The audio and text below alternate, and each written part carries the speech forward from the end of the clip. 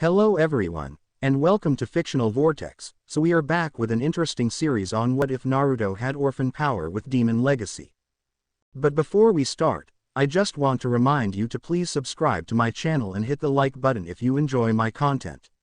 Let's start the story. 7 years ago, there was an attack on the village hidden in the leaves known as Konoha or Konohagakure. This enemy was known as the Kyubi no Yoko, or the nine-tailed fox demon. It was the strongest of the 9 that were known as bijus.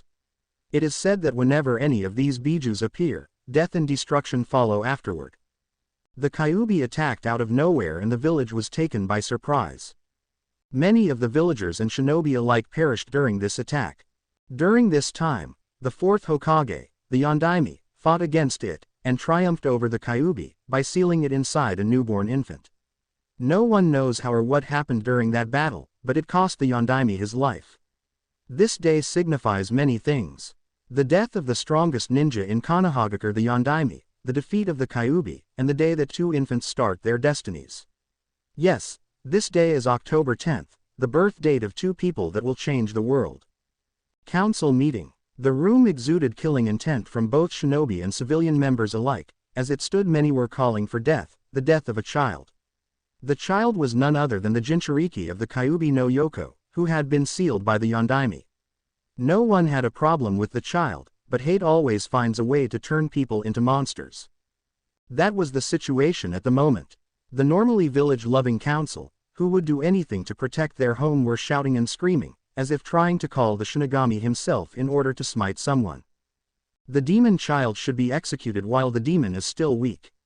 A pink-haired civilian council member, Haruno shouted. All around people were shouting in agreement. It killed my son, another civilian member shouted. The whole council room was in an uproar. Many people lost family, homes, and their futures at the hands of the rampaging beast. Now they were dead set on killing the abomination of nature. Silence, a commanding voice shouted. Immediately, all the council members, shinobi and civilians alike, ceased their bickering. The voice came from Sarutobi Hiruzen. Sarutobi is the 3rd Hokage. A few years back, he resigned and handed his position to the 4th Hokage, Minato Namikaze. Sarutobi Hiruzen was known in participating in the 2nd and 3rd Shinobi War and is also known as the Professor. For his extensive knowledge on jutsus and experience, he is also known as the God of Shinobi. Not sure if this was it. He is known as that for being the strongest kage in the elemental nations. There are many more accomplishments, but let's get to the story. Hokage-sama, allow me to train the jinchuriki into a shinobi. At the moment, Konoha needs to look as strong as possible in order to compete with the other nations. A person named Danzo said with a bandaged arm and eye. No, Danzo, I will not have the child under you. You will turn the infant to a mindless puppet that will only serve you. No, Minato wanted this child to be a hero, and that's what this child will be. Hiruzen said. Danzo held his tongue. Hiruzen already dubbed him a cold bastard, and that suited him just fine. But he didn't want the Kyubi jinchuriki to be a mindless drone. Its heritage was the cornerstone of the village. Daughter of the 4th Hokage, the Yellow Flash and the heiress of the Uchiogakure. Relative of the 1st and 2nd Hokage, Hashirama and Tobarama Senju, and distant cousin of Tsunade Senju. The child practically had kage blood in it, and that was way too valuable to be made a simple expenditure weapon.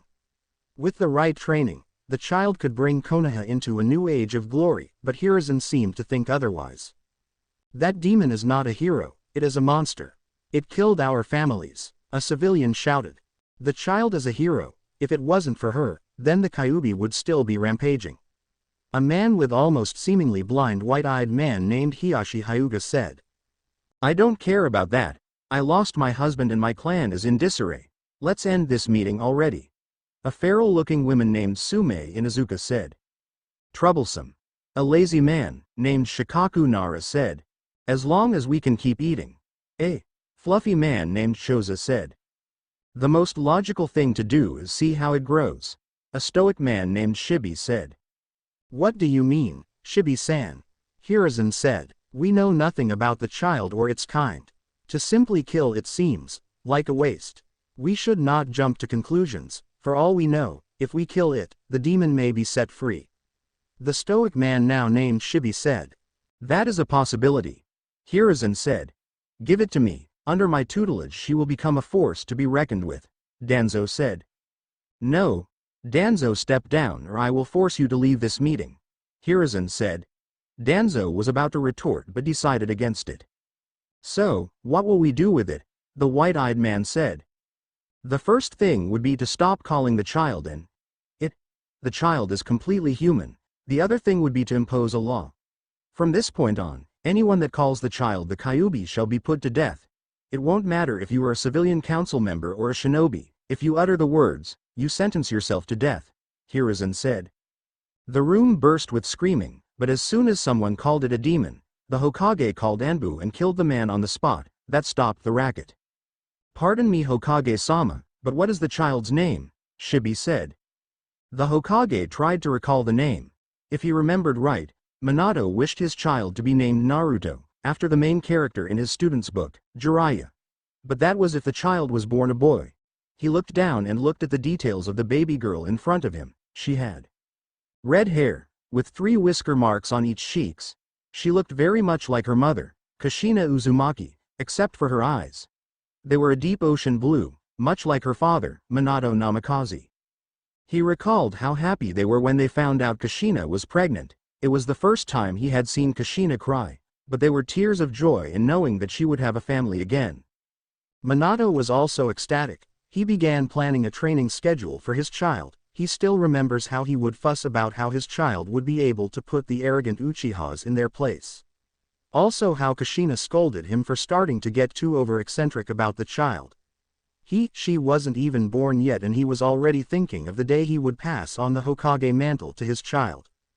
But now that they're both gone, there is no one to protect the young Uzumaki Namikaze. If he would ever learned about the child being the daughter of their enemies, they would take the child as a breeding machine or just kill her.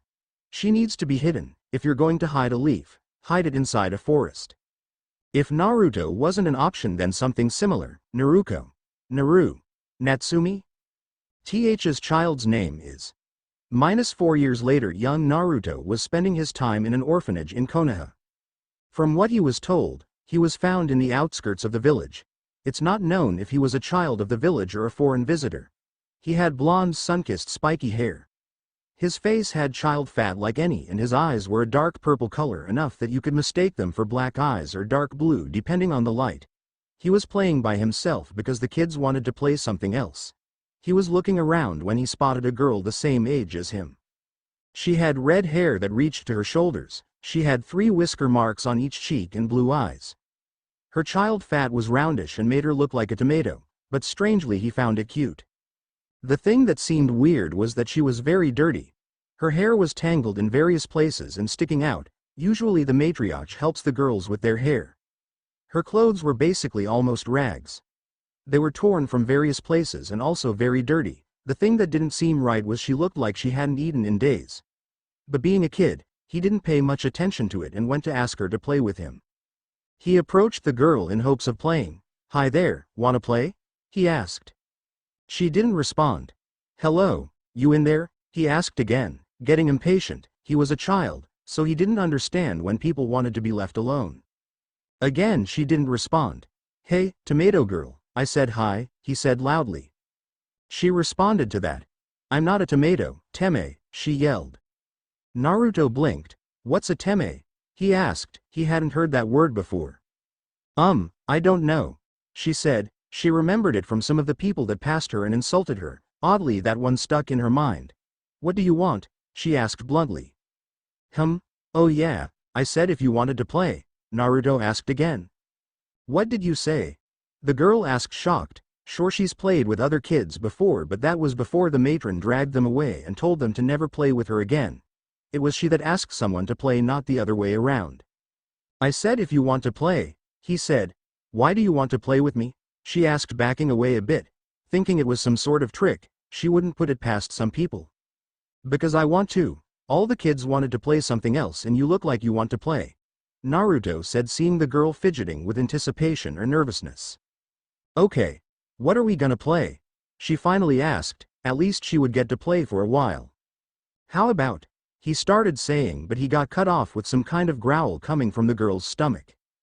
"Tihehe, I'm hungry," she says, rubbing the back of her neck and smiling. Well, you can't play with an empty stomach, come on, I'll take you to a place with awesome ramen, Naruto said. Raw.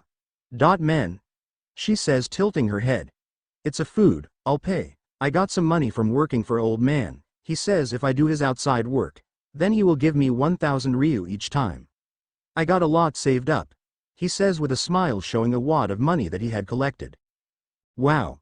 Is all she says. Come on, let me take you, he says, grabs her hand and drags her. Ichiraku's Tuchi Ichiraku is a middle-aged man. He runs a ramen stand with his daughter Ayame. For about 6 months, a little boy has been coming here and eating his ramen. He saw a 2-for-1 special one day and decided to try it. He instantly loved it and became a regular. After a few times, he met his daughter Ayame. They hit it off easily and became fast friends even though she's a few years older. Usually he comes either around lunchtime or evening. Who knows where he was getting the money, but a customer is a customer. Today is different. Today he brought a person with him. Usually he would be glad, more customers, and he got to meet his favorite customer's friend. But he wasn't exactly thrilled when he brought the friend. He came running through the entrance like usual, but he was holding her. Hey Tuchi Gigi, I'm back and I'm starving, he says with a smile. Oh. Hey Naruto, who's your friend? He asked hesitantly. I just met her, we were going to play but she was hungry, so I brought her here to taste the food of the gods, he said cheerfully. Despite her being there, Tuchi couldn't help but laugh, and his friend joined in. Haha, still energetic, so what will you and your friend like to order?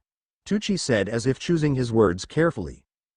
I want 2 miso and 1 beef. What will you want? He asked her. What he's having, she says, avoiding eye contact. Come on, don't be afraid. Tuchi Gigi won't bite, right? He asked. Why yeah, nice to meet you Missy. It's nice to meet a friend of Naruto's. Whenever you want to eat, just come here, okay? He said sincerely. After watching the girl for a few minutes, he held nothing against the girl, but he had never before talked to a person in her situation, so he had no way of understanding what it meant to contain the Kyuubi. But looking at her at the moment, he was a bit confused. She couldn't have been the Kyuubi, otherwise she would be, I don't know, scary. But after what he say, it looked like she was more afraid of even approaching a stranger than try and rain eternal pain and suffering upon them. It reminded him of a kicked puppy. Her eyes lit up instantly.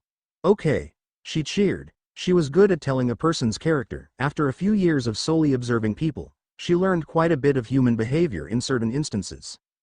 As they both ate, Ayame came and stared at the girl. She heard rumors about her and was a bit wary. But after watching her and Naruto talk to her like she was normal, she joined in and somehow became fast friends, and by the end she was calling Ayame Nichan. What surprised both of them was she was eating more than Naruto. Naruto stated after they finished eating that she was a good girl because there is no evil person that loves ramen. Even though they may have thought otherwise, Tuchi and Ayame were glad that he managed to convince them, although unknowingly. After that, they went back to the orphanage and started playing. One thing Naruto noticed immediately: what kind of girl she was. She was very loud and could talk for what seemed like hours, and always seemed full of energy. She was like a child on caffeine. She probably was too. But one of the things he noticed was while they were playing, adults around them would drag other people away from the girl and would glare at her. The girl pretended not to notice, but there was only so much one can cover up. Naruto managed to pick up little conversations around them. They tended to say, "Don't go near that girl," or "Never talk to her," or the occasional silent whisper of "demon brat." Of course, he had no idea what they meant, so he let it go, but it stuck to him. She was nice, so why was everyone being mean to her? Naruto was also very energetic, but one thing separated him from everybody else. He saw things differently, not the ninja way or the civilian way. He saw things with something they all don't have, that even Konoha's so-called geniuses don't have. That thing is called common sense. They played with each other the whole day, doing stuff from playing in the sandbox to playing in the swings. As the sunset started to set, they walked back to the orphanage. Today was the best day ever, the girl said exuberantly.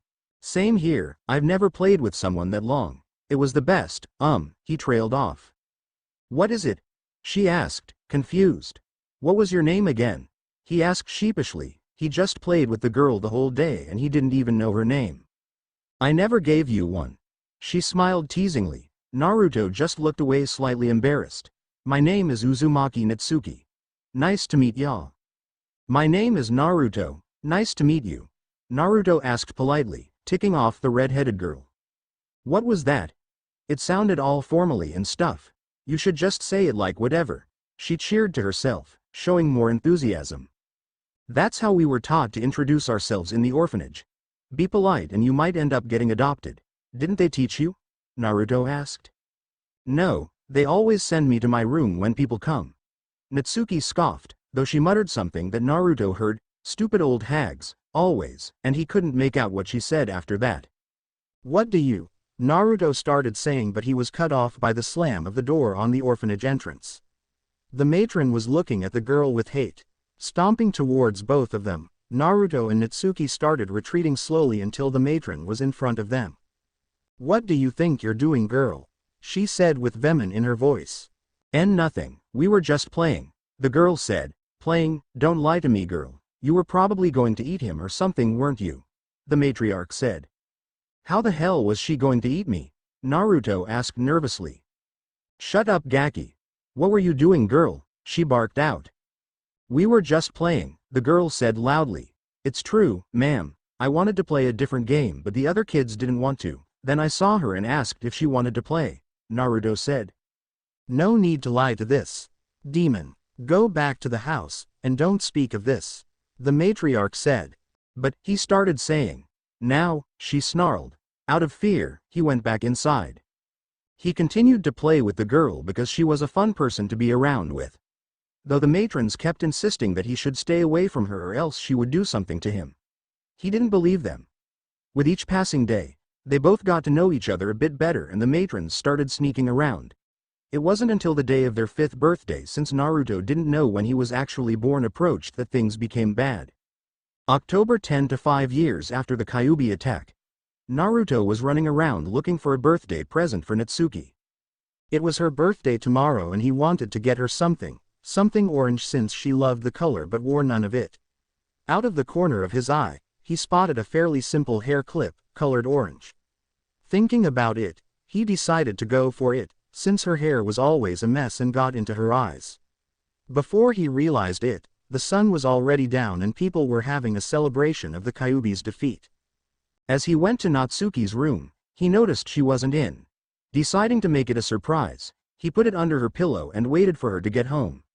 After 4 hours she didn't arrive and he was seriously worried.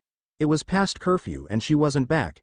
He walked out the front door, which was strange because the matrons would usually be patrolling, but he thought of it as being lucky and left. He ran around looking for Natsuki. He passed by the center of town and noticed that a good amount of people were missing. He overheard something about a fox hunt. He didn't pay much attention to it as he kept searching. As he searched, he saw a mass of people converged in one place. Like any curious child, he approached the crowd. It wasn't until he was a few feet from the crowd that the matron from the orphanage noticed he was there. A cruel smirk erupted from her face. Ah, it's the demon's friend. Look everyone, we have an uninvited friend. She smiled ruthlessly. Everyone turned their bodies and gazed at the young boy. If it could be possible, a smirk so wide it appeared as if it would rip their heads in half appeared on everyone. Naruto was too scared to move, and in less than a minute, he was grabbed and dragged by his hair into the center of the mass of people. What he saw horrified him till the day he died. Uzumaki Natsuki knew today was a bad day, as it was since she could remember. The people liked to play a game called Fox Hunt on her birthday. As she quickly realized, she was determined to hide. But as much as she tried, they always found her. Having hundreds of people look for someone would cause that to happen. She curled up in a ball and tried his best to protect herself. It wasn't anything new. They would eventually stop and she could go back to the orphanage and go to sleep. Maybe sleep next to Naruto. She felt like she didn't want to sleep alone that day. Eventually she heard some lady she recognized as the matron of the orphanage yell something. After a minute, she raised her head, only to find dark pools of purple eyes looking straight at her. Why was he here? Despair and dread sunk onto her, as well as something else, rage. Naruto, her first and best friend. Her only source of happiness, and because of her, he was going to suffer. Why? Why did everyone around her have to suffer? Her eyes started to soften as her eyes glistened. She saw the smirks of the villagers aimed at her, They wanted her to suffer, and if she wasn't going to show weakness, then they'd use other means to hurt her. By using her best friend against her. Naruto looked shocked. Natsuki was covered in wounds and her clothes were ripped. All he could think was why they were doing this to her. The answer came to him like a sign from above.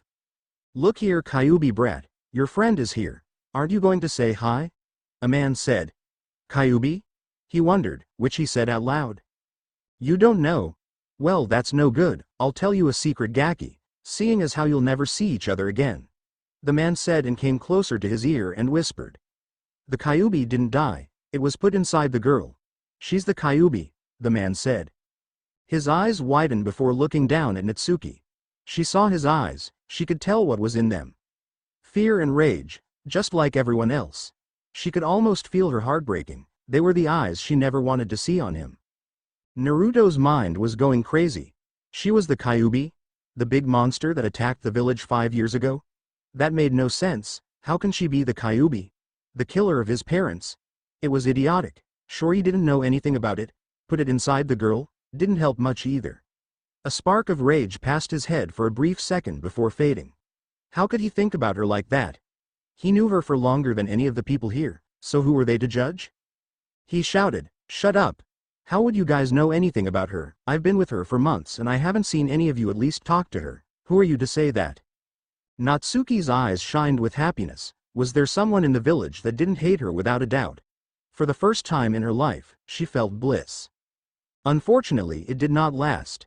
A blow to the head, hard enough to knock Naruto unconscious. The villagers sneered at the child. How would he, an abandoned orphan, know what they suffered? "Don't worry, he won't be around anymore. We'll sell him into slavery," the matron said. She had been planning to do it for some time now. It was revenge against the fox.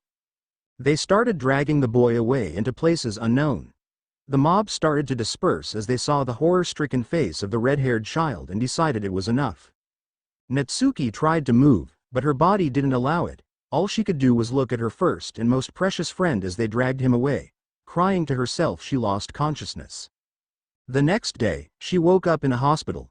She immediately bolted up and saw the Hokage, but at the moment she didn't care about that. She began yelling at him, asking him if Naruto was all right. The Hokage asked who was Naruto. After she explained who he was, the Hokage ordered an Anbu to find Naruto, but when he returned, he was informed there was no one living in the orphanage named Naruto, no records or even a single trace of him. The Hokage decided to move her out of the orphanage. The Anbu he sent said that the orphanage showed inadequate living conditions. The matrons were fired and the children were moved. Natsuki went back to pick up whatever stuff she had. She decided to lay down on the bed for a minute. As she hit the pillow, she felt something. A ruffling noise. She reached under her pillow and pulled out a bag. Reaching inside, there was a note. "Happy birthday, Natsuki, from Naruto." She cried. She got a present for her birthday, her first birthday gift ever. But at that moment she didn't want a present, she wanted her friend. A few days later, Naruto woke up feeling very sluggish. His eyes were unfocused. As he tried to stand, his balance was out of whack. He tried to walk forward only to stumble and fall. After his concentration returned, he noticed he was chained. From there he panicked. What the hell happened? "So you're finally awake," a voice said. Naruto turned around to see an old man, in his 50s, chained. His hair was a dull black color with grayish eyes. His clothes was basically rags. But aside from that, he looked very frail. "Where am I?" Naruto asked. He was in what looked like a stone jail. "Well, I don't know what you did to get yourself in here, kid, but you're in the undesirable chamber," the man said. "The what?" Naruto asked. "The undesirable chamber. You know, the cell they put you in when you mess up big time." Naruto looked confused. "You really don't know?" "No, one moment. I'm watching my friend get mobbed by a bunch of villagers and the next I'm hit in the head and I'm here," Naruto said hysterically. "Calm down already. You're giving me a headache," responded the old man.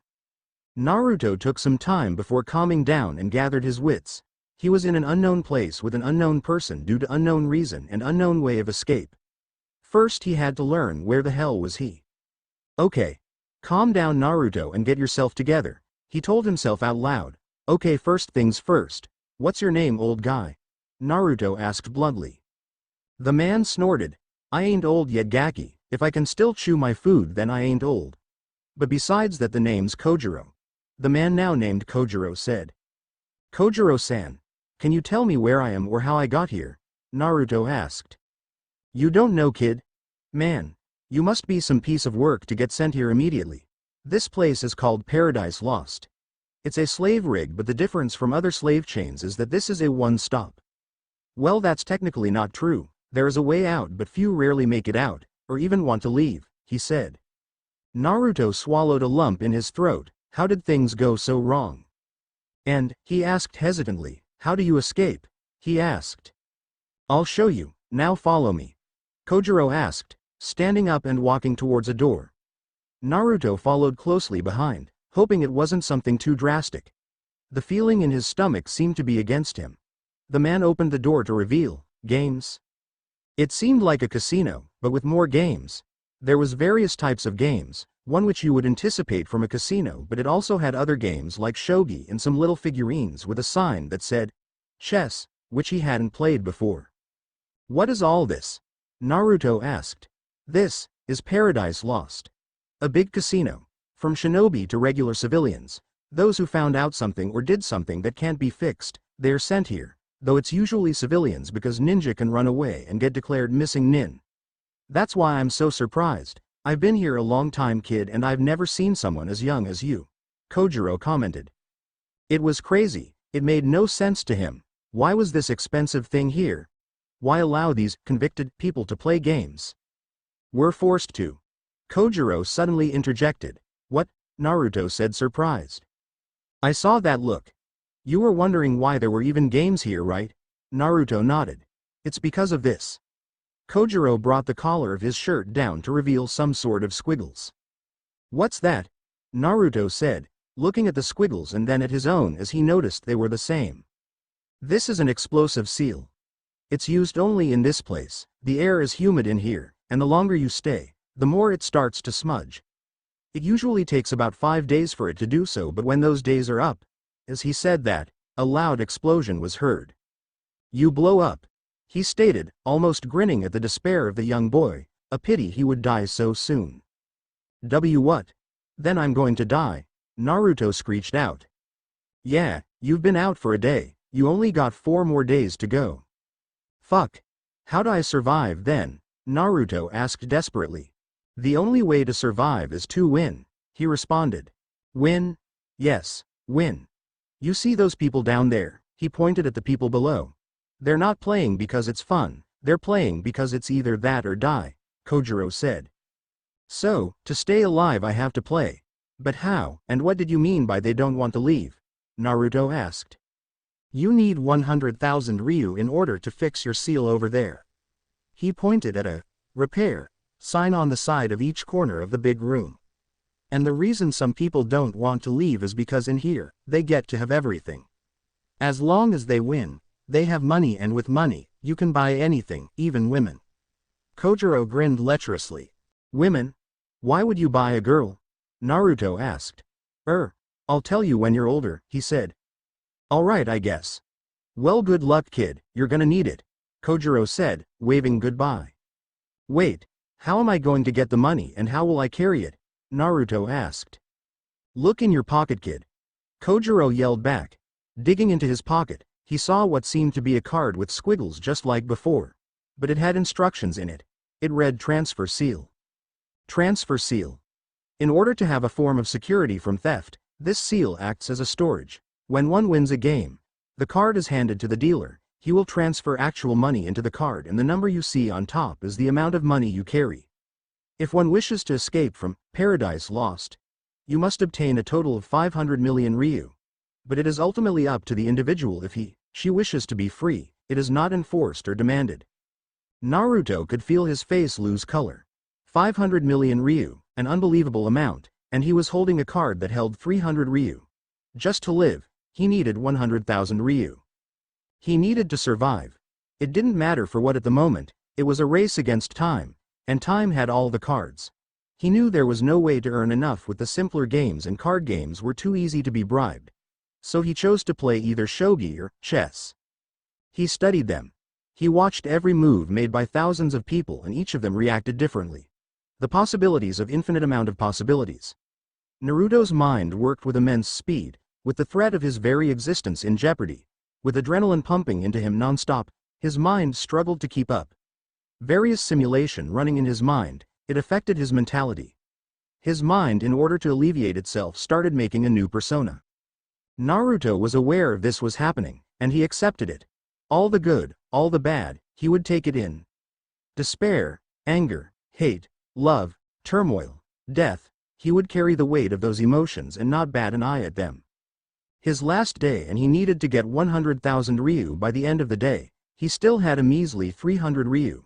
In order to play better, he would play many games at once. As many players started gathering around, they saw a small boy sitting in the center of 3 different games. The boy had bags under his eyes, but that didn't stop the blank stare that were his eyes. As he spoke, many couldn't help but shudder for unknown reasons. "Gentlemen, would you like to play a game?" The smirk never left the child's face. Konoha 8 years after the Kyuubi attack. It's been more than 3 years, thought Naruto as he walked towards his new home. He had spent nearly 3 years in Paradise Lost. It earned him many things, like information, secrets, followers, and power. He learned many things in Paradise Lost, such as those that can be trusted, those who will betray, those who you seek for help, and those who can be allies. In truth, he could have left Paradise Lost a month ago, but he decided while he was in the den of secret holders to learn as much as he could. Danzo, Kyuubi attack, Yondaime, Konoha, Civilian Council, anything could be learned through there, including various rumors that might or might not be rumors. But very few things interested him above all else. The Uzumaki clan. The name piqued his interest when he heard some old people reminisce about a long-forgotten clan known as the Uzumaki clan. Those old buzzers couldn't stop talking about them. Apparently they were a rowdy bunch. Some would call them loyal friends and some would call them demons in human skin. What surprised Naruto was their description of them. It was their red hair, almost a trademark for Uzumaki. The other being extremely proficient with seals. Of course, that immediately brought up the old memory of his dear friend, Uzumaki Natsuki. Apparently the Uzumaki were attacked out of fear from 3 shinobi villages, and it was one hell of a battle apparently. After that, the Uzumaki scattered, and if they had to guess, there were only a handful left. Of course that brought up more questions like, if Natsuki was an Uzumaki, then why wasn't she treated better? Ushiogakure and Konoha were allies according to his information, so why were they condemning an Uzumaki, whose potential is exponential? So in order to find out, he sent spies to find out. With the money he won from Paradise Lost, many mouths were loosened, especially from the Civilian Council. He had yet to go through the reports, but he would do so once he got settled in. That was roughly 2 days ago. He spent his first day looking around Konoha after getting his citizenship in Konoha. When he looked around, things seemed more gray. He noticed, everything seemed to have darkened. Maybe it was the effect of Paradise Lost, or maybe he lost his naivety and innocence.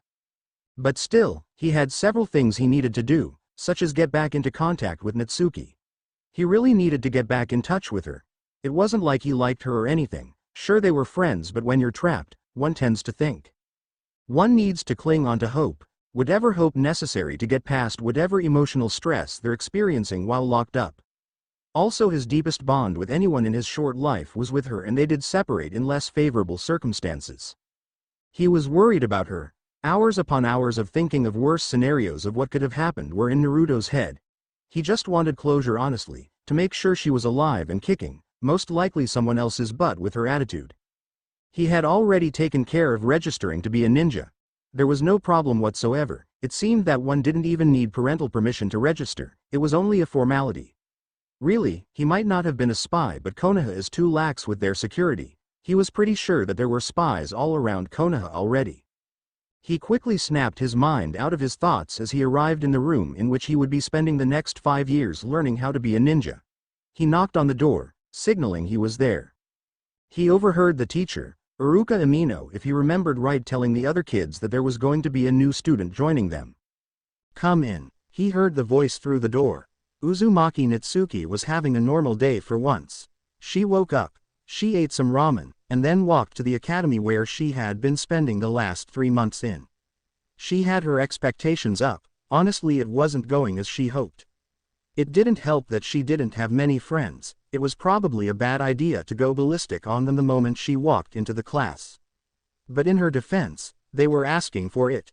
Really, boys could be so stupid. On the very first day, the boys walked up to her and started calling her names. She didn't say anything because she thought they were being stupid. But when they called her a tomato, all bets were off. Only her friends can call her that. Actually, let's correct that. Not even her friends could call her that. Only her best friend. Actually, let's correct that once more. Only her best friend could call her that and hope to live with his head not sustaining large amount of blunt trauma. Only her best friend that went missing. It had been 3 years since that day. She still wore the present she got from him. It covered her hair from getting in her eyes, and it was orange. Really, it was perfect for her. That's what made it more sad. She really couldn't blame it on him. She also knew she couldn't blame it on herself either or the villagers, or maybe they were all at fault. Natsuki for not telling Naruto about her problems. Naruto for provoking the villagers and the villagers for taking her best friend away to unknown places. She cried so much that day. She really couldn't look at anyone for a few months. She was fine with the occasional rare beating. It only happened when everyone was pissed drunk or on her birthday. She couldn't even look at the Hokage either. She felt compelled to blame him at least for a while. Why couldn't any of the Anbu people keep watch over the village? Why couldn't they save one child? The Hokage looked into the matter personally. While he was tempted to say it was an imaginary friend and the village's hate was getting to her, there were several reports that stated that Natsuki had been indeed playing with a young boy named Naruto. The Ichiraku family also supported it. The Hokage started to get suspicious and sent Anbu to pick up the matrons in Natsuki's orphanage. It had only been 3 days since Natsuki was sent to the hospital and the matrons were jumpy. As soon as they heard they were going to the T&I department did they squeal like pigs. Apparently they had been selling children in the black markets. Originally they had been planning on sending young Naruto in some point in the future, but it was a perfect time and they wanted to cover their tracks. They had done so too hastily. The matrons used thugs and adopted children from the orphanage and then took them into the slave rigs never to be seen again. They had set up a meeting with Naruto in the near future and send him away. Apparently they had something against Naruto because they were Kyuubi haters, and seeing as how he refused to leave Natsuki, they grew mad. As the months started passing, they couldn't hold it in anymore. The Hokage was outraged. The matrons claimed they did it for the good of Konoha. They were executed shortly. When the Hokage visited Natsuki in her new apartment, she didn't even once look at him in the eyes. It hurt. How could he, the third Hokage, not protect a single child? The Hokage put Anbu to guard Natsuki from that day forward. The occasional beatings became a thing of the past, but it took a while for the redhead to trust him once more, and even then it wasn't what it was before. Of course, that didn't stop Natsuki from giving into despair. She tried to make friends. In fact, she helped out the Hyuga heiress, Hinata, from being picked on. Nothing like a kick in the face to make stupid bullies from running away. Then there was Ino and Sakura, who she helped from another girl named Amy. They hung around each other for a while until they all entered the academy. That's when it started going downhill. Hinata started training more since the Kumo incident, and Ino and Sakura became enamored with the young Uchiha Sasuke. She made friends, acquaintances with his sister Hitomi, but she didn't like to hang around the boys often. It brought back some memories. So right now she was sitting in her chair, half listening to Iruka-sensei talking about some random fact about how to throw a senbon or something, or maybe it was how to sharpen a kunai. She was conflicted. She knew she wanted attention, but how to get the attention was the problem. She really didn't want to cause problems for the third, but with all the glares she was receiving, she wanted to maybe she could play a prank on the villagers. Yeah, that would be a good stress reliever. Suddenly there was a knock on the sliding doors. Everyone wondered who it was. That question was immediately answered by Iruka-sensei, who seemed as if he remembered something. "Ah, that reminds me, we're getting a new student. He just moved to Konohagakure, so make sure you guys show him how great Konoha is, alright," Iruka said. There was a resounding, "Hi." In the classroom. "Ah, there's a transfer student," she thought, looking out the window, not so much a thought as much as a passing cloud. The door slid open and for some reason the footsteps were heard throughout the class. The sound of chalk grinding against the board, as the new student wrote his name. The sound of clatter was heard as the chalk he used lay on the bar of the chalkboard. "Hello," the new person said. It struck a chord with Natsuki. That voice. she thought. She still remembered his voice. Sure, it sounded slightly deeper, but it was still his voice. Slowly turning with her eyes shut. Slowly she opened them up, hoping it wasn't some sort of dream or twisted joke. Blue met purple. The same purple eyes that would gaze at her, showing no resentment, no hate, no loathe, just whatever he felt at the moment. The same purple eyes that reminded her of a night sky. How she missed those eyes, the eyes of her best friend. He wore a grayish sweater with a large vertical black strip down the middle of it. He had a black undershirt and had black shorts on. His hair was slightly more tame than before and he still had baby fat around the face. But overall he looked the same as before. Naruto stared at the girl. The first thing he noticed was her red hair, the long red hair that he liked. It was his favorite color after all. He could see the birthday present that he bought for her that seemed like a long time ago. Her blue eyes, so pure and innocent, oblivious to the darker side of the world. She wore a fishnet shirt under a white kimono top. She wore blue khaki pants and her shirt had a white spiral behind it. Of course he realized what that symbol was and already planned on asking her where she got the shirt because someone knew about the Uzumaki clan and held back information. "Nice to meet you. I look forward to working with all of you," Naruto said, returning to his new guy persona. It would look too suspicious if he suddenly called her out at the moment. Apparently Natsuki was thinking something similar, or maybe she had a reputation she wanted to keep. "Alright Naruto, there's a chair available next to Natsuki. Natsuki, raise your hand," Iruka said. Natsuki slowly raised her hand and saw a small smile spread from his mouth. He walked towards the seat next to hers. She couldn't stop hearing the murmurs of the girls he passed by. "Oh, he's cute," or, "His blonde hair is so dreamy." Oh, how she wanted to kill them all at that moment. Naruto sat on his chair next to the redhead and introduced himself. "Hello, name's Naruto. What's yours?" he said with a smile. It stung. Did he not remember her, or was he just a different person that just looked astonishingly like her friend? Or maybe it was someone trying to hurt her again. One way or another she was going to find out. "Hi. Name's Uzumaki Natsuki, future Hokage Tibeo," she grinned. "Nice to meet you," he said with an amused voice. She started to lose hope that he was her friend or even remembered her. Just as she was going to sigh in resignation, she heard a mumble that was meant to be heard. "I'm glad you enjoyed the present I gave you." She turned her head to Naruto only to find him looking ahead. She was going to get answers. In Naruto's opinion, the Ninja Academy so far was a waste of time. It doesn't really take that much time to train a chakra user to get to genin level. During the previous world wars, genin were being sent out of the academy within 1 year of preparation, not 5 years. There was also the fact that the standards were lowered radically. From what he could tell, the standards were lowered to levels that even civilians could have a chance to pass. The poor fools signed up to their deaths by doing that. So it wasn't a surprise once taijutsu and throwing practice started.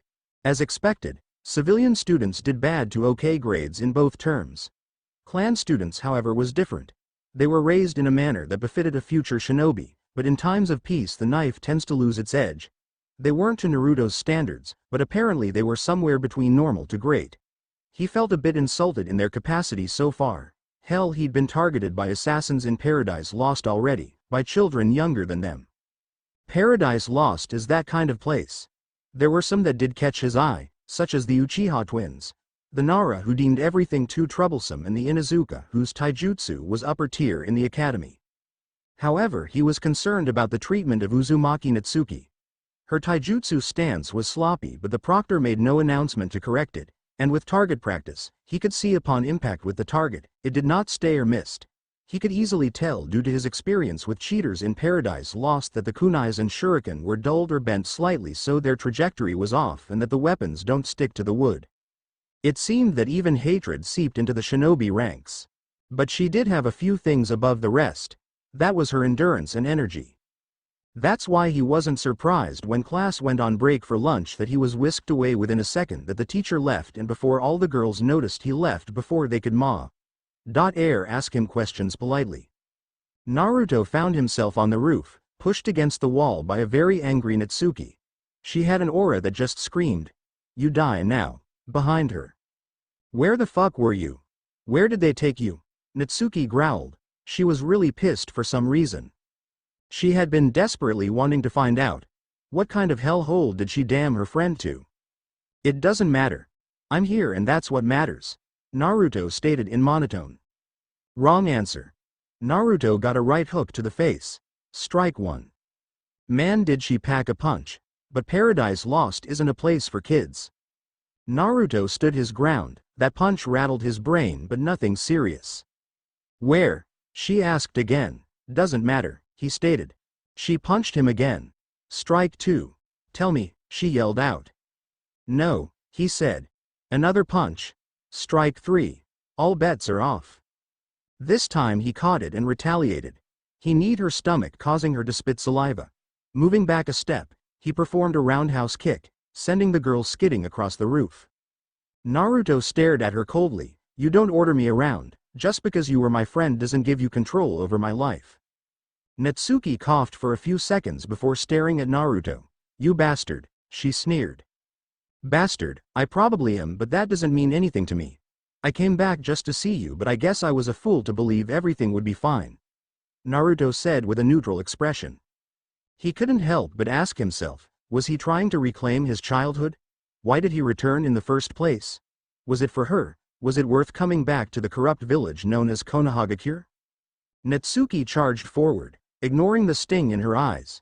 The person who she believed to be her best friend, what was he now? Did she believe just because he was back that nothing had changed? That everything would be alright? That they could still live in the naive, innocent world they created when they were young? No, as time marches forth, so do people. Now, two different people were standing in front of them. One person, who would trust her friend above all else, was fighting against that person. Her previous mindset of positive attitude had been shattered since that day 3 years ago. Now she was in turmoil with herself, clinging onto past belief or search for a new. She was so sure that the boy in front of her would help her, but maybe she was wrong. Across her stood the boy, with cold eyes. The eyes that wouldn't frighten her or glare at her with intense hate were gone. In their place stood an indifferent boy who would cut off his own arm if it meant it no longer served any use. They weren't the eyes she missed, he wasn't the boy she missed. It was like someone took his soul and put whoever was occupying his body. Who are you? She screamed out as she threw punches and kicks at the boy who moved to the side without any care. Pardon? He asked. Who are you? You're definitely not the Naruto I know. Tell me, what did you do to him? She yelled out desperately, clinging to hope that it wasn't the Naruto she knew. How Kami hates her. Really, since I'm not some cheery guy who would help someone for the hell of it, I'm not Naruto. Because I'm not like I was 3 years ago, I'm not Naruto. Because I'm not the person you hoped I'd be, I'm not Naruto. Am I right? He asked, pinning the girl to the wall, her hands behind her as she struggled to break free. Let me go, Teme. She yelled out. Or what? You'll try and attack me again. You could see that didn't work. To be honest, your skills are pathetic. But what surprises me more is that you did nothing to try and fix it. Were you so much in the past that you didn't move forward? Did you join the academy to get stronger, but you've done nothing to improve? What is it you want? He said. Screw you. She shouted. She was angry. How could he read her like a book? Her fears were coming true. Her insecurities about everyone was proving true. She couldn't trust anyone. Why did you not ask for help? Were you too afraid? Were you too scared to even ask? Shut up, she yelled, not wanting to hear what he was saying. Then tell me, what were you expecting when you came here? Why did you want to become a shinobi? He yelled at her. Shut up.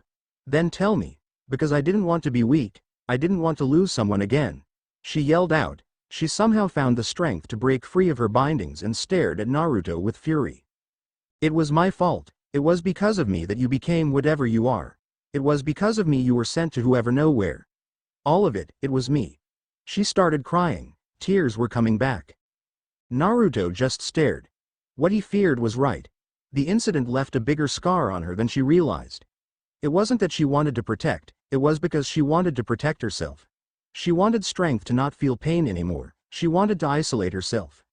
Create a wall between everyone else and herself, only relying on herself for everything.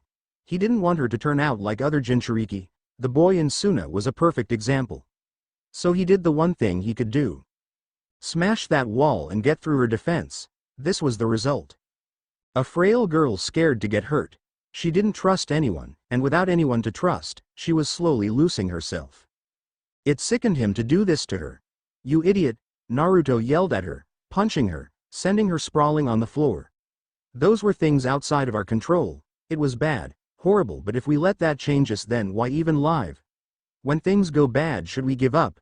When we think we can't handle it, do we throw away everything? Naruto yelled.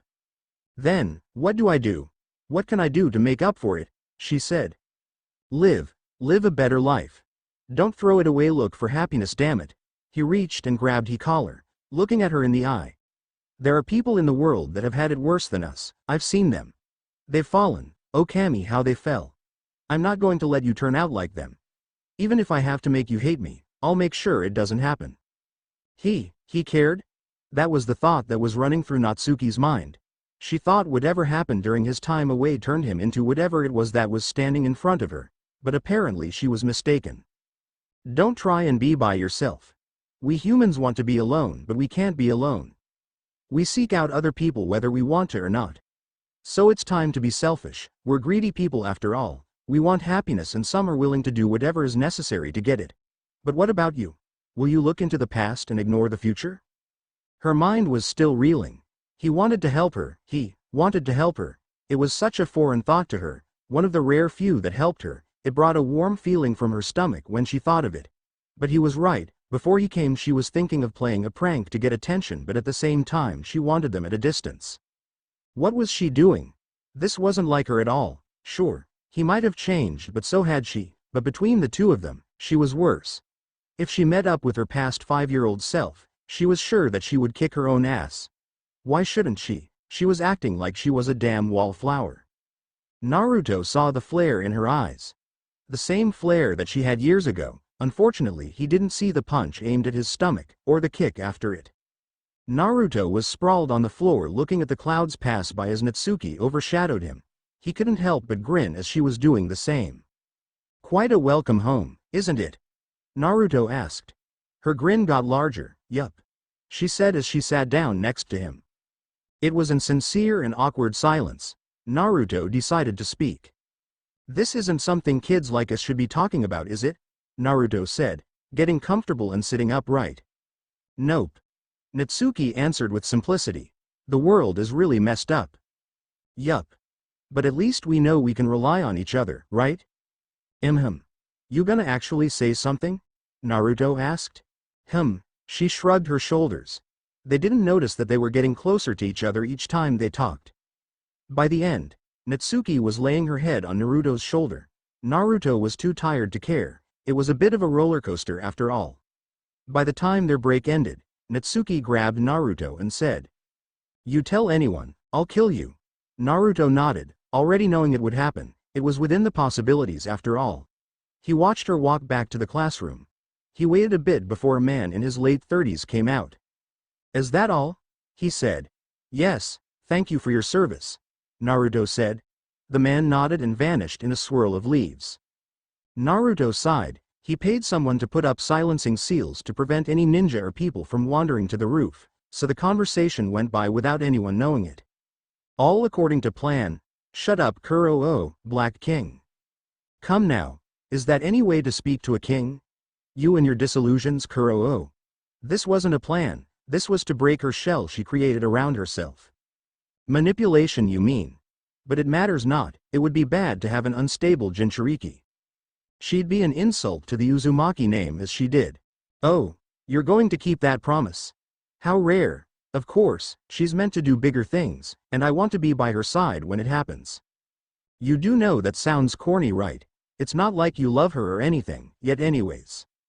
"I know, but things will become interesting if I stay by her. We really have changed, haven't we? Yeah, and there's no going back. I prefer it this way, and seeing as you are me, then you feel the same. Don't wait too long to let me play once more. Until next time." "Until next time, partner." Naruto let out a sigh once more. Really, Paradise Lost did more to him than he thought. Another personality inside him mind, one that he created himself, and now, free to communicate with each other, it was like his other half or something. They both accepted each other, but unlike yin and yang, black and white and all that stuff, they preferred to stay in the middle, stuck between both, capable of being both yet none at the same time. Life was troublesome, that was for sure. But he'd be lying if he said he didn't care. Just a step at a time. Take things as they come, and see what life has to offer. It was a troublesome day. That was what Naruto concluded. One day around the unpredictable, stubborn, short-tempered girl known as Uzumaki Natsuki, and that was enough fun for a week. How could he have seen it? Sure, they mentioned the Uzumaki clan was a rowdy bunch, but they never mentioned nothing such as what happened that day. It had only been less than 24 hours since he saw Natsuki again. School ended, he walked back to his apartment and took a look around, making marks in his head to visit the location in order to decorate his apartment again. He went to sleep fairly early, maybe he could tell the next day would be troublesome. Next morning, Naruto woke up, feeling drowsy. He really needed some caffeine. He really had to curse his body. The damn thing couldn't stay up without an energy boost, stupid kid body. He could force himself, but he'd be burned out the next day. Naruto shook his head. It always sucked to make a new base of operation. He hated cleaning up after all. Naruto stood up and dragged himself to take a quick bath before continuing with his day. He had to reflect on what happened yesterday. He had come back to Konoha, the village that sold him into slavery. Should he be happy that he was back? Should he spite Konoha for its sins? Or should he thank it for allowing him the chance to gain power? It was very confusing. Blame the village as a whole or blame a single person? Both choices led to hate, but it seemed like such an odd word at the time now. Hate. Such a powerful emotion, yet at the moment, it held no hold over him. Maybe he had already forgotten his hatred.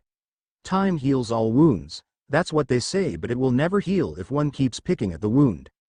His thoughts were broken when he heard knocking on the door. He really didn't want to go and get it. It was probably the neighbors welcoming him. After all, he made sure that no one knew he was there from Paradise Lost. It would be too complicated to explain and or get away. He chose to ignore the bell. The bath time was his time. If it was important, they could wait. After a few more minutes in the shower, he left the bathroom with a towel. He didn't bring his other clothes because he was alone in the apartment. He could run around naked if he wanted to. Of course, that's what all kids do at least once, right? He exited his room and started walking towards his room to get changed when he caught something off the corner of his eye. He looked at the direction of the object where he found a certain red-headed girl eating a cup of noodles just sitting on his kitchen table. She just looked up from her euphoria and looked at a towel-clad Naruto. Yo! She lifted her arm up and gave a half-hearted wave. The silence was awkward. Naruto just decided to ignore it. He wasn't in some shonen manga where he would get embarrassed from seeing a girl look at him practically naked. It wasn't like he hadn't seen his fair share of the female body, so he just ignored it and started changing.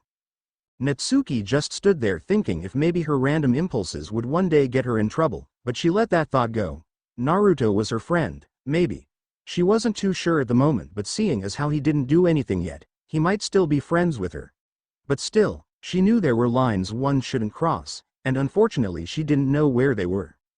Naruto came out fully dressed in light brown shorts, a mesh shirt underneath a white shirt and an open blue long-sleeved sweater. He wore black shinobi shoes and had a small pouch for carrying stuff strapped on to his shorts.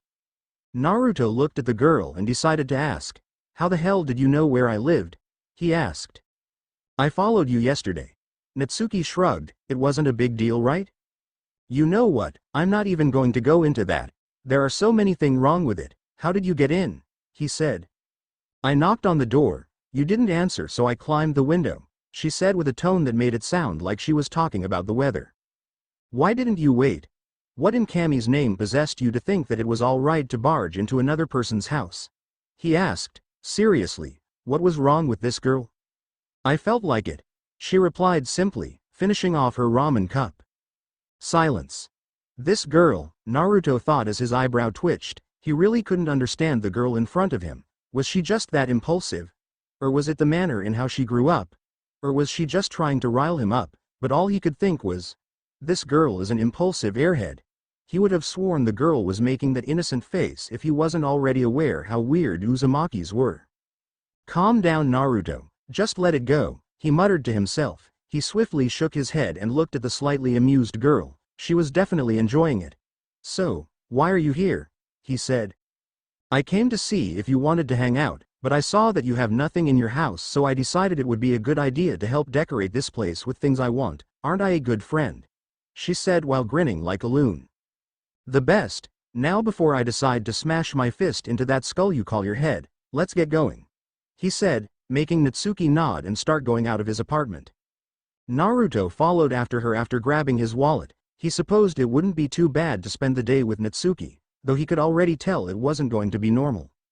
Naruto and Natsuki walked around looking for a good store to buy stuff from, though he did notice the glares he was receiving, albeit a marginally small amount by what he saw Natsuki was getting. She held her head a bit low and was smiling the whole time. It was really pissing him off. That thing was fake, it didn't belong there. "Do you know now?" he said, suddenly drawing her attention. "What?" she said, not knowing what he meant. "Do you remember the reason they're glaring at you?" he said. Natsuki made a sharp intake of air before answering. "How do I know?" He finished the sentence for her, making her nod her head in silence. "I was there, remember? They tried to turn me against you. It was also another reason I was taken. They couldn't let anyone know that they told someone. It was against the law." "The law?" she asked, not understanding. She knew that people weren't supposed to say it. She figured that they had at least a bit of morality, but maybe that wasn't the case. She had also forgotten that he knew about the Kyuubi. She hadn't told the Hokage that she knew. "It'll be better to talk about it when we're not in public," Naruto said, earning a nod from the red-headed girl. She nodded, thankful for his self-awareness. If it was her, she would have been begging to know, regardless of their location. She wasn't a great secret keeper or quiet for that matter. "Sounds okay. Anyways, what do you want to do? Go get food or stuff for your house?" she asked. "First we find the furniture and have it delivered, then we go for clothes, get a bite to eat and get groceries last," Naruto said. "Do you think you'll get a fair deal? I mean, I'm not liked here and well, you know." Natsuki trailed off. She knew how she was hated. She was still awkward about it, but she wasn't going to pussyfoot around it. "Don't worry, I got it under control," Naruto said, his smile erupting to a Cheshire grin. "If you say so," Natsuki said. It was his money. He could do whatever he wanted with it, as long as he bought her stuff. She would make sure of that. Both of them eventually found a shop that Naruto called just the place he was looking for. However, Natsuki. "You're serious?" Natsuki said, pointing at the building they were about to enter. It looked old and in need of repairs, but otherwise it seemed normal as it was surrounded by similar-looking buildings. They showed signs of repair and old age, but nothing too drastic. "This is the place," Naruto said, nodding to himself in confirmation. "But it looks so, you know," Natsuki said. It looked too plain, honestly. It had no actual appeal. It almost looked too normal. "Don't let that convince you. Oftentimes the most normal thing is what's deadly. After all, isn't a kunai the most normal weaponry for ninjas? That doesn't stop it from slitting your neck," Naruto commented. "Point," she said and rubbed her neck. It was true after all. She was sure that one can even kill with a stick. Actually, there was a lot of things that could kill someone now that she thought about it. "Come on," Naruto said, already ahead of the girl. Natsuki cried out to wait, but he continued on. He entered the store. It was plain, standard, and didn't have much appeal. In front of the cash register, the clerk was sitting very relaxed reading an orange book he knew was the Ika Ika series. "Excuse me, sir, can I buy that?"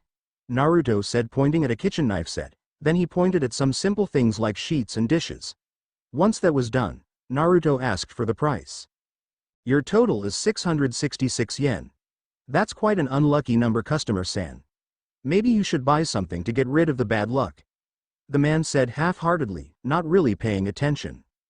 "Well, you know what they say, the devil looks after his own," Naruto said. Suddenly the man's demeanor changed.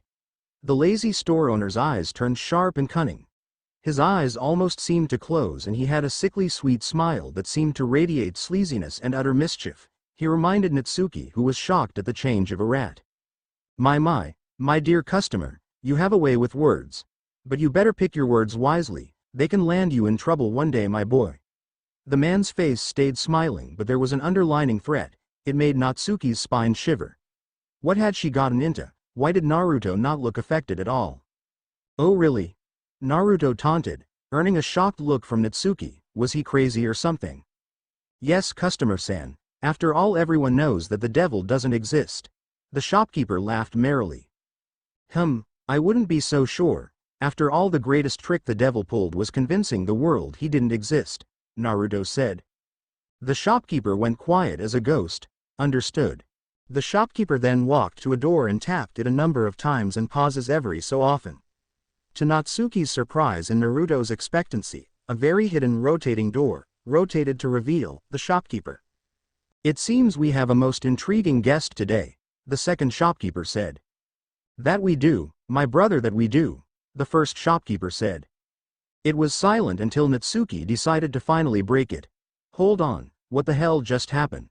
I just walked into a random shop, got totally mind blown, and now there's some sort of clone of that bastard. What the hell is going on?"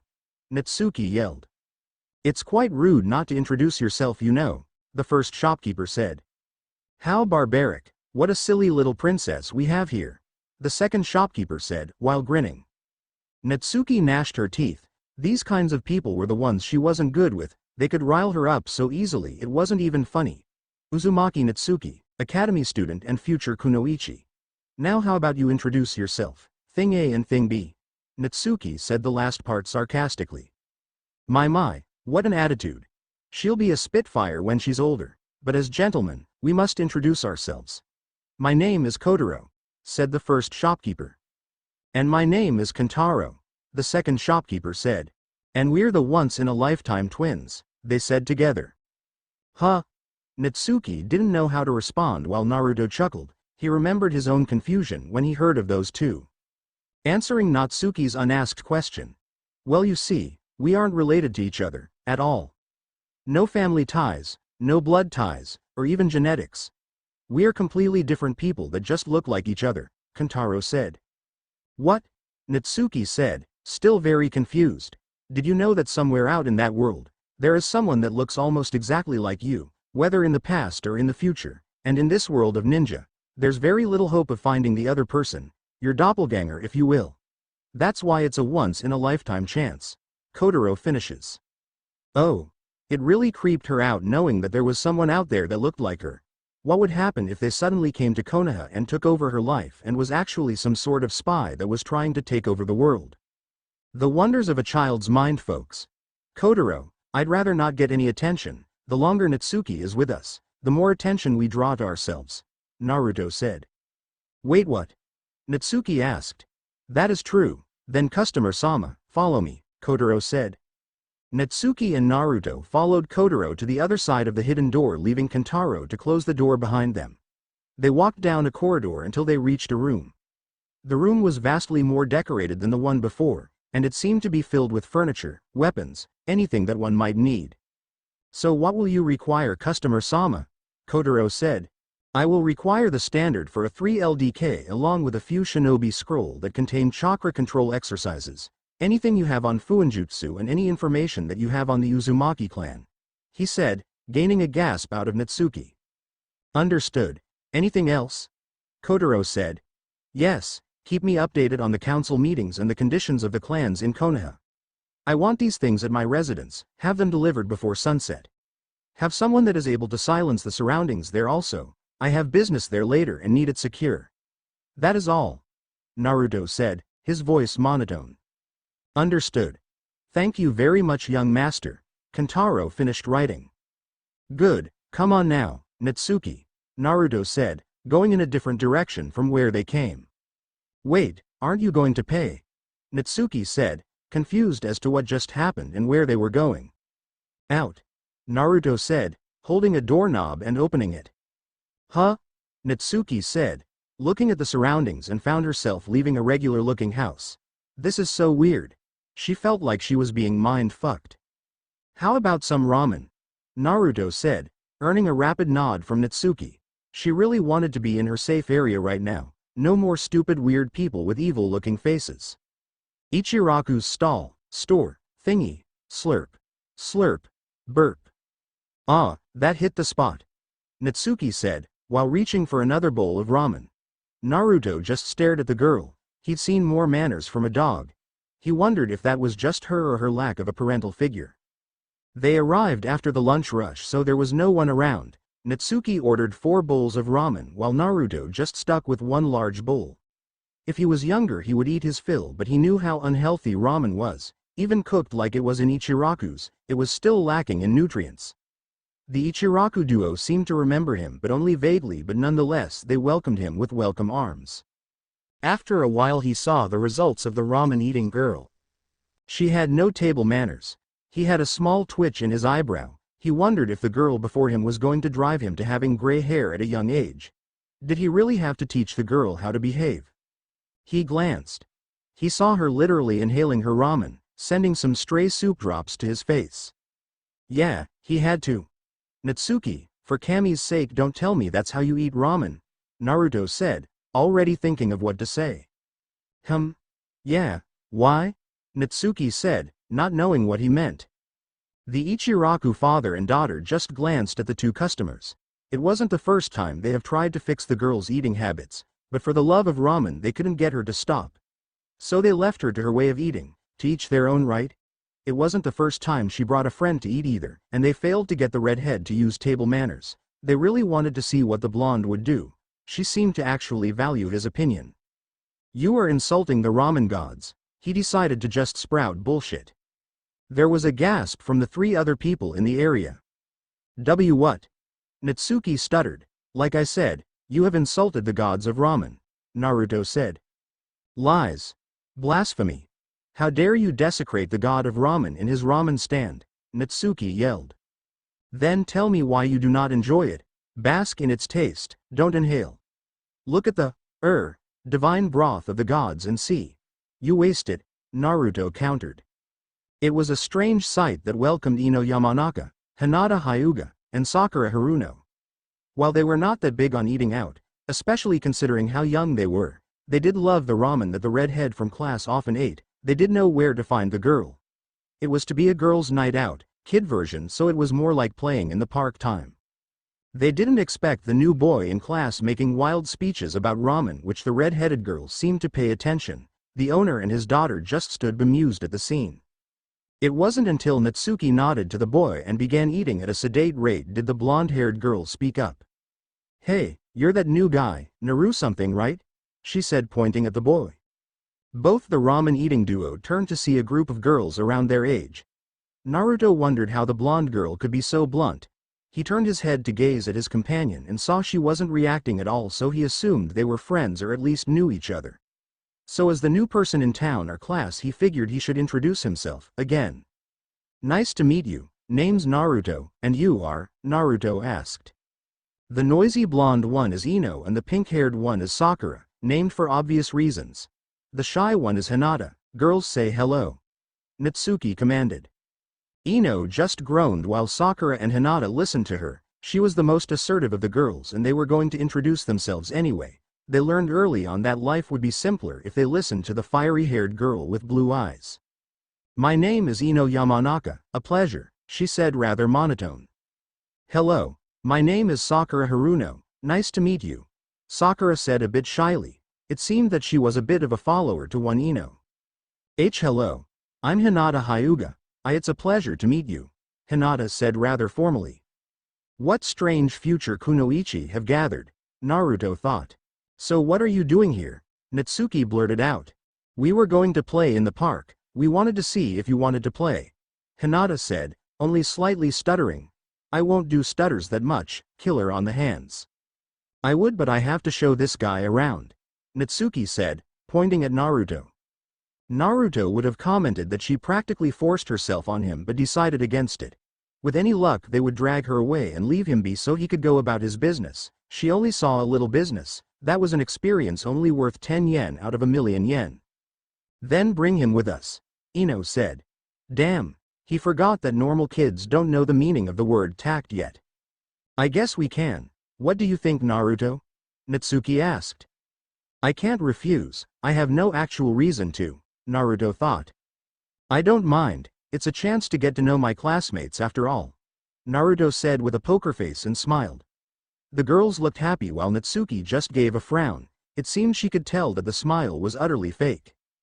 Great, Hinata commented while poking her fingers a bit.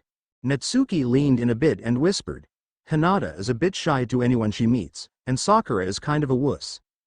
Ino is the boss of them, she said. Naruto nodded, already seeing how each girl acted. So, we're going to the park, right? Naruto asked. He got a nod from Sakura. Yeah, there's a whole bunch of flowers right now and we can make necklaces and stuff. We might find a 4-leaf clover. Sakura said with a small smile. Naruto nodded and got up to pay for his and Natsuki's ramen. He noticed the glares stopped. Well, he knew it helped that there were 2 clan head daughters and a civilian's daughter that had no idea what was happening. Surprisingly, it was Hinata, the shyest of the group, that spoke up. Naruto-san, where did you come from? She asked, trying to act more confident. Naruto let out a sigh. He had already planned his tale, but he needed to act the part. I lived near the border of Kirigakure. At the time there was war going on, but our family was left alone. We took care of refugees that came around when injured, but eventually my mom and dad chose to become merchants in hopes of striking it rich. They let me choose if I wanted to come to Konoha or go with them, and I chose here. Naruto said, earning a perplexed look from Natsuki. She knew it was bull, but she would get it out of him later. The girls just listened. They had no idea that there was a war going on. Of course, being raised in Konoha would make one think that. Although it wasn't publicized, the civil war in Kiri was kept under wraps and was in lockdown for the most part. Sorry, the girls said. There wasn't much they could say, really. Don't worry about it, they made their choice, I made mine. I might not like it, but I won't regret it, Naruto said, sounding sincere. The girls just stared at him with an odd glazed look in their eyes. It reminded him of the eyes of his so-called Nei-chans that he worked under for a while. Those women knew how to get information from an informant without them knowing it. That white-haired old man was something scary, all right, but he was pudding against the girls. Natsuki just let out an audible groan. She had seen that look before. Some of the girls seemed to fall into the same look when Sasuke Uchiha was around. While she may not know what a crush or love felt like, it was quite obvious that Sakura and Ino had a thing for the Uchiha. Even Hinata used to throw a rare glance at the Uchiha. Of course it fell out of practice, but it still happened once upon a time. Did they have a moment? Naruto thought. It was strange. Girls seem to get this odd moment of silence where they can all come to the same conclusion or something. Girls were weird. That were his thoughts on girls. Eventually Naruto was dragged everywhere by the girls and he managed to hold his composure. It was really hard to follow a bunch of kids that were filled with sugar. He really wasn't the type to waste time, but he had to form some sort of life in Konoha, so he forced himself to stay grounded. Eventually the girls had to leave because of various reasons. Them being from their parents or someone from the clan came to pick them up, to being dragged away for associating with Natsuki. It looks like it's time, Naruto said, looking at the setting sun. About time, Natsuki muttered. She didn't like waiting. It was a quiet walk home. The lights around the village were turning on, and the more outgoing people started trickling into the streets. No one cared for a couple of kids wandering the streets at night. They had other things to worry about, like getting laid or drinking their troubles away. Eventually they got to Naruto's home and it was full. Full as in complete, with dishes, utensils, furniture and everything he asked for, including several scrolls that he asked for. This is cool, yet kind of creepy at the same time, Natsuki commented. Naruto raised his eyebrow. How? Well, they got in without anyone knowing, and, well, it's kind of scary knowing that random people can get into your home without anyone knowing, Natsuki commented.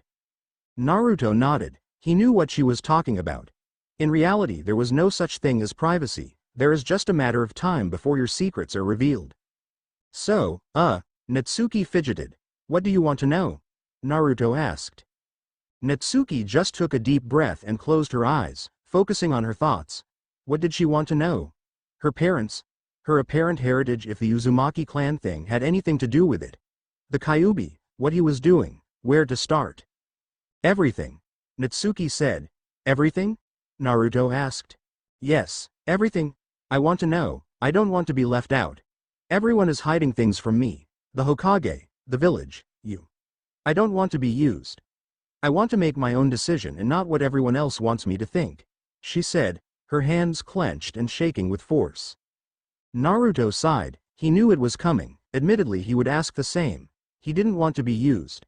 It could hinder his plans, but he knew what kind of people Natsuki trusted already, the kind that were truthful to her. He wondered what her actual reaction will be. Very well, but I have to ask, will you regret it once you find out? This will be a secret. If anyone else finds out this information, then there is no telling what will happen. Natsuki gave an audible gulp. Were the secrets surrounding her that dangerous? Could she handle it? Without thinking, she punched herself in the face, which totally surprised Naruto. Stop thinking me. I'm not some pathetic girl that will break down and cry like a flaky guy. I'm Uzumaki Natsuki, damn it, she thought, and she turned to Naruto and gave him a determined glare. I won't regret it. Those are nice eyes. Naruto thought. All right, I'll begin with the Uzumaki clan.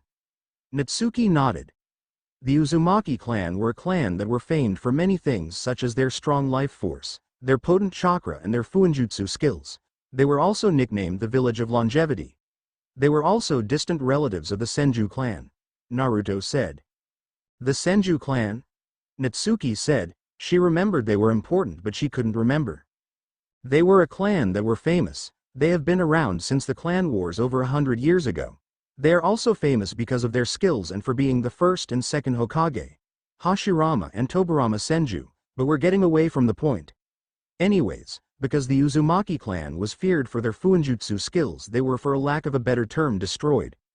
Naruto ended, earning a gasp from Natsuki. Why? She said, holding back tears, knowing that she once had a family. She had a clan and a freaking village. They were feared. The ability to do anything with fuinjutsu. Fuinjutsu is an obscure, or even by today's standards. Even now, more than 20 years into the future and with notes found from the ruins of Yushiogakure, the shinobi world is still decades behind of what an Uzumaki could do with fuinjutsu. That is the reason they were feared.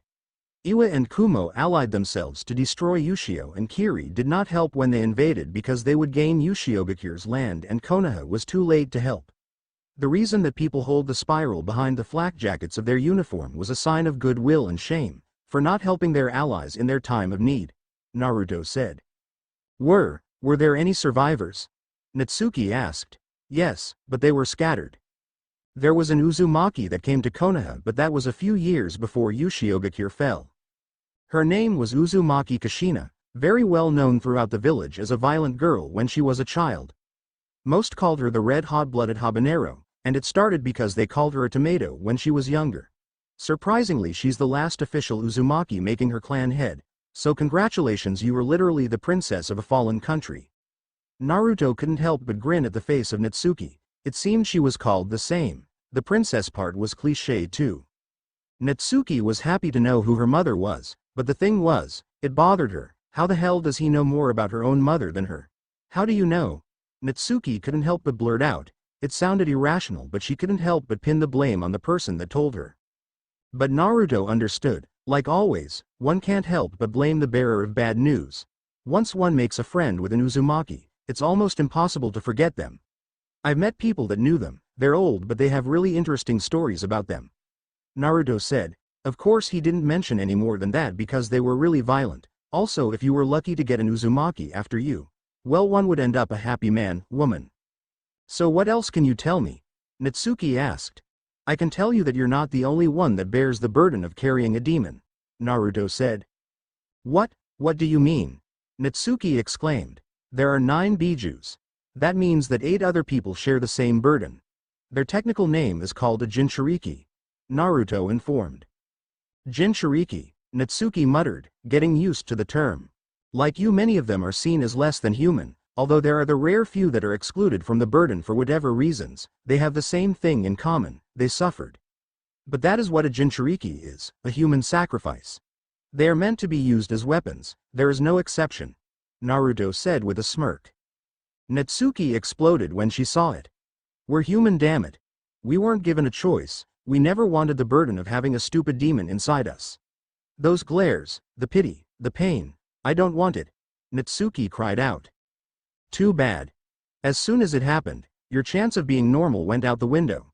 When you decided to become a ninja, you gave up the chance of being just an outcast. You are a weapon now, just like every ninja, Naruto said, coldly.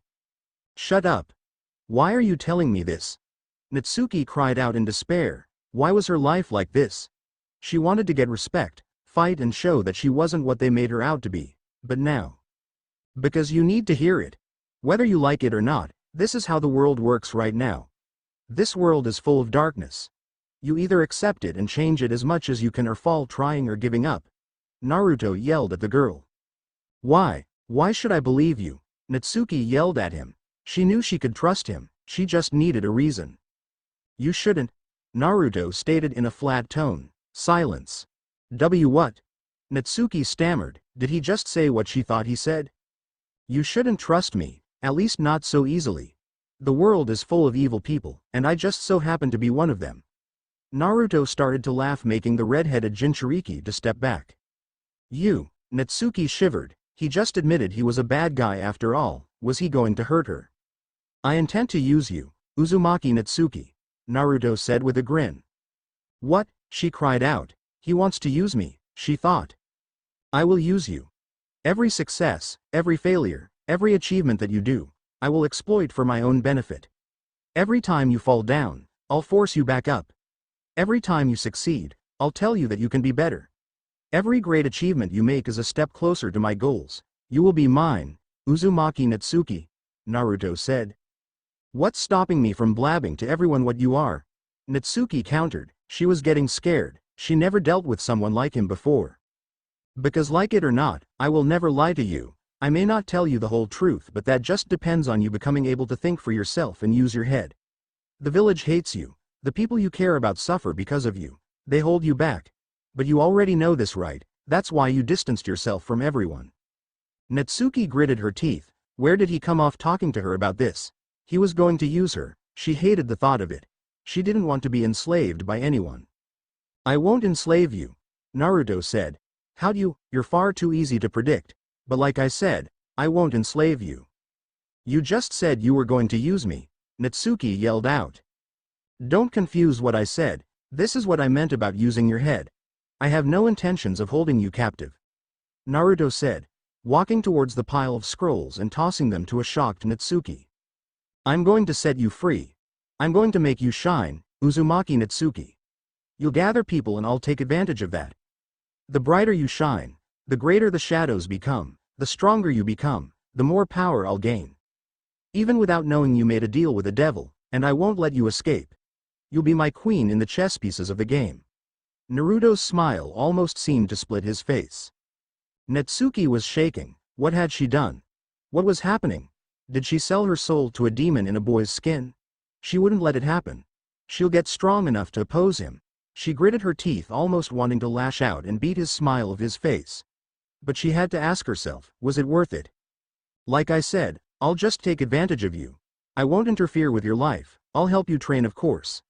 I mean, what can a clanless orphan do against a classroom full of clan heirs? You can either struggle or accept my generous offer, Naruto said. Generous my ass. Natsuki shouted. I'm being more than lenient. Do you have any idea what I'm doing to keep you out of the fire? No, you don't, but that's because you won't see the darkness. You'll experience it, but you won't indulge in it. What do you mean? Do you really think your life is as easy as you make it out to be? Easy? Easy? My life hasn't been easy. I'm freaking despised by the whole village. If I'm not careful of how I act, they'll blame me for some stupid thing and try to kill me. How can it get worse? How about being a mindless slave? Huh? Natsuki said, not expecting it. You think the Hokage would leave you to your own devices? Yes, he would. He thinks you can have a normal life. How stupid is he? Naruto said. Don't insult the old man. Natsuki said. You have a point. He may seem like he's doing nothing to help, but you have no idea. Do you know what they can do to you? Who's they? Natsuki wondered. The village and its people. Natsuki, you are a weapon to them, and thus you have no rights. The old man, as you call him, has to keep people who want to turn you into a mindless weapon away, people who want to kill you away, people that want you as a breeding factory away, and all while managing the whole village. In reality, he picked the lesser of the evils. He knew you wouldn't have a normal life, but he could hope you did. But you saw how that turned out, Naruto informed. And there's what I'm doing. I'm helping you get stronger. I'm helping you achieve your own goals. I'm helping you in what he can't. So it's only fair I get my money back, just in a different currency. Naruto continued. Natsuki had her world turned around. Was he really doing as much as he said? Had she thought about what the Hokage was doing for her? No, she assumed he left her alone and left it at that. It went deeper than she thought. What exactly is going on? She was completely out of it. Everything doing with her was decided by someone else. And that is exactly one of the questions that you needed to ask. You are being manipulated, foolish girl. Do you think my offer would only benefit me? No, as I climb, you climb even higher. The higher you are, the more control you have over your own destiny. Will you accept my hand? Or will you continue to watch as your precious people struggle to keep you alive? Damn it. She had no choice. If she wanted to move on her own, she needed to play the game. But he was helping her, that was clear. She realized then, she really made a deal with the devil. Her devil with angel wings. A devil that will give and took what he gave. You really are a bastard, you know that? Natsuki said, shaking his hand. Inside she was grinning. He really wasn't as bad as she thought. He was helping her at least. She felt that he wasn't telling her everything, but that would come in time. A bastard? Please, I'm a devil. Naruto smirked. Far away. It was dirty. Shackles everywhere. Women hanging of shackles, bound to the walls where many lay almost motionless. The only sign that they were alive were the constant rising in the near-exposed chests. There was a little girl shaking in her place. She was cold and hungry. She wanted to go out and see the sun at least once more. She wanted to see her mother one last time. She wondered what happened to her. She prayed that they didn't do the same thing that she saw men do to the women around her. Miho was scared. She wished it was all a dream. But every time she woke up, she saw the same thing. She heard footsteps. Her heart beat erratically as she heard more. She didn't want to look up. They had already taken all the other children. They said they would save the best for last, and that was her apparently. Try as she might, she couldn't stop the tears from flowing down her face. The footsteps stopped right in front of her and she heard other people walking towards the other women. Are you okay? She heard. It wasn't the usual voice, it sounded younger and higher pitch. She hesitantly looked up to see a small person, almost her own size, kneeling in front of her. She wondered what was going on until she felt the bonds tying her down fall. She looked at her hands, astonished that there was nothing weighing them down anymore. She felt a hand against her cheek. She lifted her head to see the boy rubbing her cheeks, wiping the tears she didn't know she had. Come on, we'll get you out of here, he said. The girl nodded as she felt she was being picked up. But she felt too tired to stay awake. All the stress that she had suddenly left her body. She felt so tired, she just wanted to sleep. As the girl was taken away, a person walked towards the boy, as he slowly made his way outside. Sir, their condition is not well. I doubt that they will find their way back to their lives, and most of them don't have the will to go on. A rather gruff man said. If it had been anybody else who he was talking to, he would make a joke that he was short, but the boy, if he was one, commanded fear and respect. Have the ones that can still think go to Sweet Haven. The rest, look for people that need someone in their lives that can help them. Hopefully they'll get a bit of life into those eyes of theirs. You can have one if you want, but you know my rules, he said. The man nodded. His boss was as kind as he was cruel. This was one of the few slave cartels that they have stopped. Some of them were worse than others. But the boy decided that he could put the broken ones to use. The ones that had nowhere to go would get some support until they could find their way or work at a brothel and hope they get lucky and find someone there. As for the broken ones, he had good people watch over them, the kind of self-respected people that somehow ended up in their line of business. Those who might find one of the girls fancy will have their way with them, but not as slaves, but as mistress, so to speak. They would care for them until they regained their lost selves, and if they fell in love, then great for them. Children were either sent to orphanages or sent to train if they should choose and expand their growing number of members. Though his name was strange. Who calls themselves Black King? Taro, have the papers and supplies been taken yet? The boy said. Yes, they're being transported as we speak, boss, Taro said. Good, that's all for now. Not many people knew what the Black King thought. Was he a ninja? Because everyone seemed to be thrown off at his appearance, which seemed to be of a small child. Everyone thought that the child was his double, so to say. It was so ridiculous that it was ingenious. The Black King, his appearance sparked many beginnings for the world, one that would affect the world. While none knew much about the mysterious enigma that was quickly rising in the underworld, it was clear that he was going to make an enemy of the world. The end. I hope you enjoyed this episode. Remember to subscribe and like this video. See you in the next part.